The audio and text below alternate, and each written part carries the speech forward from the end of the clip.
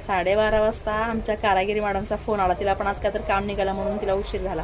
ताई मी येते म्हटलं. अगं सुनीता मी तर सफाईला थोडंसं सामान काढलं आहे, अर्ध किचन ॲटलिस्ट मी आज काढलं आहे म्हटलं.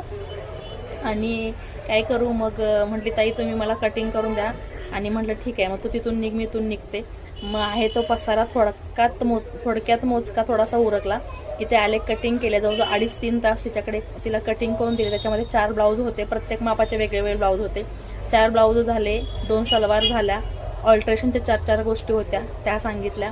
आणि मी इथून 3ला पुन्हा घरी गेले. 2:45ला गेले असेल, 2:30-2:45ला.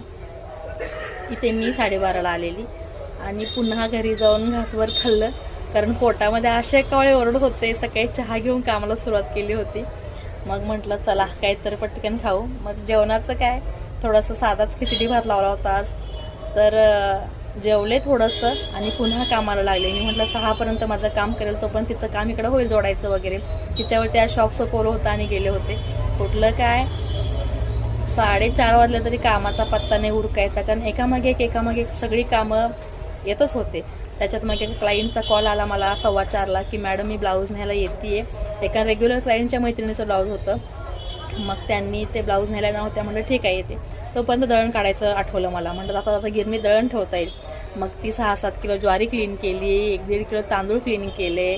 आणि यावेळेला 1.5 किलो तांदूळ घातले, 2 किलो घालते 5 किलोला. पण म्हटलं ज्वारी खूप आहे, मग तांदूळ मिक्स केली. अजून जास्त पीठ होतं, मग जास्त दिवस शिल्लक नको राहायला म्हणून ते कमीच केलं. आणि मग आठवलं आता मी भाकरीला जास्त दळू नाही शकत, कारण नवरात्री येते, नवरात्रीमध्ये तर जास्त भाकरी होणार नाहीत. त्याच्यामुळे मग पुन्हा ते दळण तसंच ठेवलं बांधून पॅक करून.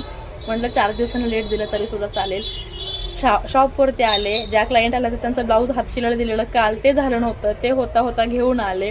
त्यांना ते ब्लाऊज दिलं. त्यांना म्हटलं 5 मिनटं ट्राय करा. त्या म्हटलं नहीं दीदी मुझे बहुत गडबड है. म्हटलं 5 मिनट लगेगा, ट्राय करो, दूर से आए हो, फिर उसके लिए फिर से नहीं आना पडेगा आपको. एका कामात दुसरं काम निघून जाईल म्हटलं. त्यांनी ट्राय केलं, त्यांना छान बसलं, परफेक्ट बसलं. फर्स्ट टाईम आल्या होत्या, आवडलं म्हटल्या. त्या गेल्या. त्यानंतर पटापट बाकीची कामं झाली. मग सुनेताने बाकीचं काम करून ठेवलेलं. 4 ब्लाऊज जोडून ठेवलेले आणि सलवार शिवाय घेतलेले, ऑल्ट्रेशन पण करून ठेवलेले. त्यातले मी 4 ब्लाऊज जोडलेले संपवले. हे शेवटचे 2 आहेत आणि 2 क्लायंट येऊन करून गेले. मग हातातली सलवार सुनेताला म्हटलं नको शूज, कारण आता यावेळेला म्हटलं पटापट हातशिलेवाले पण आपल्याला अवेलेबल नसतात. मग तिने मी थोडंसं असं करून 2 ब्लाऊज रेडी करून दिले. आणि हे 2 ब्लाऊज आता रेडी करून मी हातशिलेवाल्यांना देऊन जाणार नाही, म्हणजे उद्या येतील. म्हणजे आजचं काम जे आहे आजचं म्हणजे धाप झालेलं आहे सगळं. टायमाचं मॅनेजमेंट कसं करायचं हे एखाद्या स्त्रीकडून शिकावं, कारण नसेल त्याच्यातून सुद्धा जागा काढून आपलं काम करून घेतो आपण. त्याच्यामुळे तुमच्याशी अशा गप्पा होतात.